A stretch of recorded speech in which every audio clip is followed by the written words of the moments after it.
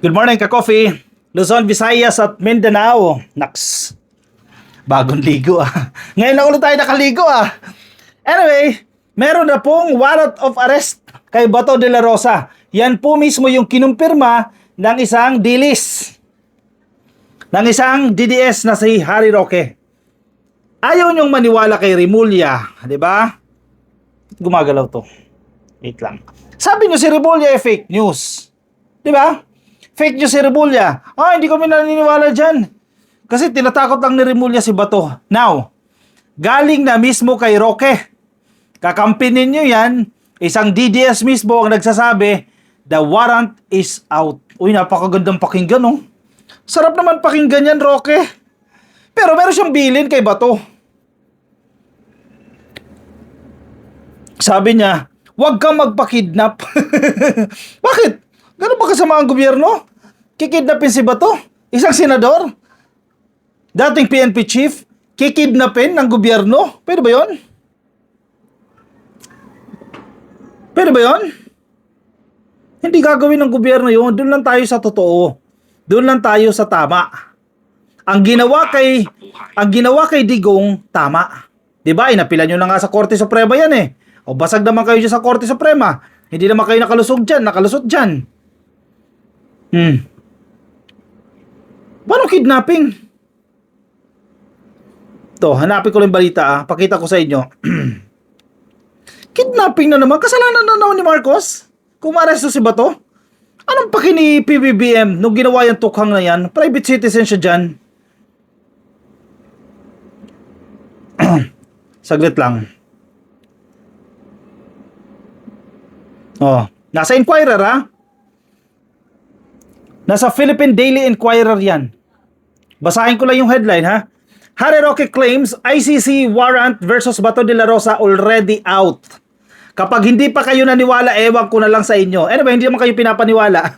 Kasi si Bato, unang-una pa lang naniwala na, kaya ka nagtatago na yan di ba? Kaya nga hindi na pumapasok yan dyan sa Senado, nagtatago na. Kasi alam niya naman talaga.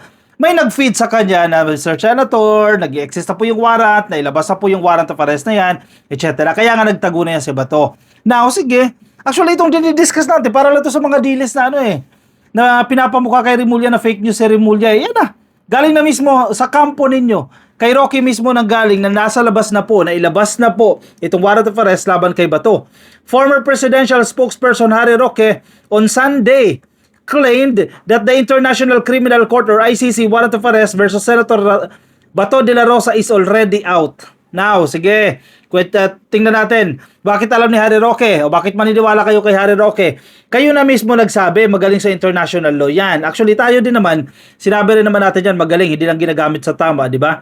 Si Harry Roque, may access yan sa mga dokumento. Kaya nga presidential spokesperson ni Digong yan eh. Kumbaga kasama yan sa circle ni Digong. So, at isa pa, si Harry Roque, kinukonsult na ni Digong yan patungkol sa kanyang kaso sa ICC. Di ba remember, may time na sinusumbatan ni Harry Roque itong kampo ni Digong kasi hindi siya pinaniniwalaan patungkol sa kaso niya dyan sa ICC. Ngayon, sinabi niya yan, and I don't think i-ignore lang yan ni Bato de la Rosa. Actually, hindi naman i-ignore dahil nagtatago na nga. So, sa usapin na ito, mukhang nagsasabi si Harry Roque ng totoo. Kasi nga, maibabangga natin yung facts niya, yung revelasyon niya, maibabangga natin sa sinabi naman ni Remulla. Kumbaga si A yan ang sinasabi, si B yan din ang sinasabi. Therefore, I conclude, mukhang tama. Di ba? Roque bared the information the same day. He announced that he submitted a letter to the International Criminal Police Organization or Interpol to reject the Philippine government's request for a red notice against him. Okay, ito na naman tayo. Takot din tong si Roque kasi isa rin itong pugante, di ba? Takot din siya na eventually maaresto. Pero actually, wala na tayong patutunguhan Doon din ang tungo niyan. Pagka-aresto din ni Harry Roque. Kaya inunahan niya na lang kasi matalino nga Di ba? Ang daming iniisip Gagawa ko ng sulat. Susulat ako sa Interpol. Dapat hindi mag-cooperate ang Interpol sa gobyerno ng Pilipinas. Yan. Ganyan mga linyahan ni Roque. Kasi matalino nga. Gagamitin lahat ng diskarte, malusutan lang ang batas. Matalino na wala sa tama. Tignan mo, pinapalayas na siya dyan sa The Netherlands. Anong ginawa? Nagsakit-sakitan. O may certificate, kunyari, may medical certificate na bawal daw siyang lumipad. Kasi pinapatapo na siya sa Vienna. Yun yung nag-approve sa kanya ng visa, di ba? Sakit-sakitan Tapos makikita mo, nandiyan sa dahig, o nagsisisigaw dyan, nagtatatayo na naman dyan. Paano yun? Akala ko ba may sakit ka, makakasama sa kalusugan mo yan. So yung pag tayo mo ng matagal dyan sa harap ng ICC, hindi nakakasama sa kalusugan yan? Madiskarte talaga. Senator Bato, si Roque nagsasalita ha, Senator Bato, your warrant of arrest is out. 1, 2, 3, 4, 5, 6, 7, 8. Sweet 8 words. Diba? Napakasarap pakinggan itong 8 salita na to. Senator Bato, your warrant of arrest is out. Uy, sa atin masarap pakinggan ito, pero hustisya po ito para sa mga biktima ng tukhang. Imagine, 30,000 Filipinos po ang tinukhang. So kahit papano, bagamat wala pang hatol, mapanagot at makamit ang hustisya nitong mga tao na to na biniktima ng tukhang ni Bato. Si Digong nagdudusa na Andiyan na, nabubulok na sa ICC Don't let yourself be kidnapped. Insist that you have the right to be brought before a Philippine court first. Sabi ni Roque sa kanyang Facebook post in a mix of English and Filipino. Ayun na naman tayo sa kidnap. Ayun na naman tayo na dapat dumaan tayo sa korte. Si Harry Roque, runong-runungan na naman. Sa puntong ito, sinabi na mismo yan ng Department of Justice na may 2 pong options na pwedeng gawin. Itong extradition at itong surrender. Ang extradition, pangit pakinggan, pangit tingnan. Ang extradition, kailangan may requesting party. Estado, bansa. Hindi naman bansa ang ICC.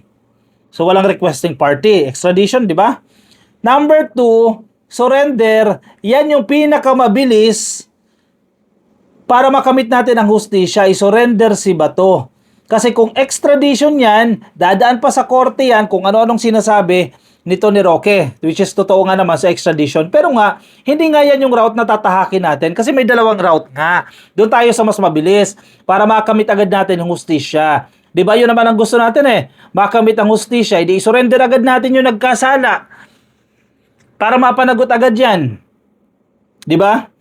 At para sumaya naman ang Pasko nito mga biniktima ng tukhang kahit papaano 2 nakakulong na. Di ba? Good news yan. However, it should be noted that the former government official did not reveal the source of his information nor explained how he knew the warrant had already been issued. Actually, hindi na immaterial yan. Hindi na importante yan. Hindi na kinakailangan pang sabihin ni Roque, oy, nakuha ko to kasi chinat ako ng kaibigan kong abogado dyan sa ICC na meron na pong warrant of arrest. Indeed, andiyan na definitely hindi na sasabihin ni Roque yan. Ang importante, meron na. Ang importante, na-confirm natin yan, na-verify natin yan mula sa isang DDS. Kasi kung si PBBM naman na mag-confirm yan, o kung sino man, ngayong DOJ Secretary, o PNP Chief Nartates ang mag-confirm yan, di naman maniniwala yung mga dilis. Kasi sasabihin nila, kwento nyo yan, gawa-gawa nyo lang yan. O ngayon, na si Roque na nag-confirm, ayan, baka maniwala na sila. Baka for this time, sabihin nila, ay, totoo nga yung warrant of arrest na yan. Anyway, hindi naman natin sila pinapaniwala kung totoo nag-exist yung warrant of arrest o hindi Ang importante dyan, meron. At importante dyan, mahuli si Bato. Ang whereabouts niya, nasa Pampanga daw po yan as of yesterday. No? Yan po ang sinasabi ni Boying Rimulya as of yesterday. Pero dapat mabilis nang mahuli yan. Mabilis naman i-transport yan May paikot-ikot nga dyan sa NAIA. Anong tawag dyan? Chartered plane na magdadala sa kanya dyan sa The Hague. It was in November that when Ombudsman Jesus Crispin Rimulya first revealed that the ICC has already issued an arrest warrant against De La Rosa for his involvement in former President Rodrigo Duterte's tukhang. Since the Ombudsman revealed the warrant's existence, De La Rosa has not shown up at the Senate. Grabe naman to si Inquirer Doon lang talaga tayo sa totoo Nang real talk talaga ito no? Simula daw po nang bumalita yan, na ibalita yan ni Rimulya na nag-exist na yung warrant of arrest na yan, nagtago na po si Bato. Hindi na po nagpakita yan. At actually, dahilan yan para yung ibang grupo pinapanawagan na sana isuspindi si Bato, o sana itigil yung pagtanggap niya ng sahod, o sana tanggalin na lang yun dyan sa Senado, etc. Total, di naman pumapasok. Total, nakakaperwisyo naman sa budget deliberation. Di ba? Para hindi sayang yung pera ng taong bayan dahil pinapasahod siya nang wala naman siyang ginagawa. Di ba? O, anong masasabi nyo ngayon dyan? Andyan na po yung warrant. Congratulations. At congratulations definitely sa tao na nasa likod na to na pagsasampa ng kaso laban dito kay Duterte, laban dito kay Bato para mapanagot sila. Kasi dito sa Pilipinas, hindi naman sila napanagot ng panahon ni Digong eh. Ito na yung pagkakataon para makamit natin yung hustisya doon sa mga biktima ng tukhang. Nasa gobyerno na yan, ng Pilipinas yan, kung paano i-implement yan. Pero ang assurance naman dyan ni DILG Secretary Rimulya, once na nandiyan dyan ay warrant, we will implement.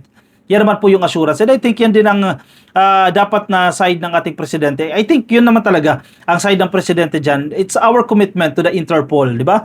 Marami ang naitulong sa atin ng Interpol. So pag humingi sila ng tulong, at least kahit papano, we have to help them na ma-implement itong warrant of arrest na yan. At another example naman ito, ang pag-aresto kay Bato. It's a matter of time. It's a matter of days, weeks, months. Maaresto din po yan si Bato. At mananagot sila sa mga kasalanan ginawa nila. Kung wala naman silang kasalanan, di okay. Diba? Malitis na. Kung walang kasalanan, di pakawalan. Ganun lang yun eh. Pero kung may kasalanan, dapat pagdusahan. At makulong sila dyan. Yun lang yun eh. As simple as that. Diba? May pera ba pambayad ng abogado si Bato? Definitely. Malaking yes, ang daming sumusuporta niya. Senador yan, hindi basta-basta yan. Napakaraming pera niya, napakaraming salapi niyan. So kaya niyang ipagtanggol ang kanyang sarili. May utak ba si Bato? Definitely. Dating PNP chief yan, PMAyer yan, senador yan. Hindi po pwedeng wala sabihin walang utak yan. Healthy ba si Bato? Ngayon, healthy. Kaya pa nga lumublob sa malamig na tubig eh. Pero pagdating sa dahig, baka hindi na. Yun ang tabayaran natin. O siya, sige. I-komento po ang inyong opinion, reaction sa comment section nang babasa po ng iba natin mga ka-coffee. Yung mga nasa Facebook po nakikinig sa atin, please like and follow. Mga nasa YouTube, subscribe. Baka di pa po kayo nakasubscribe, nasa TikTok, subscribe na rin po kayo. At magkita-kita tayo ka-coffee sa aking susunod na episode. Bye-bye!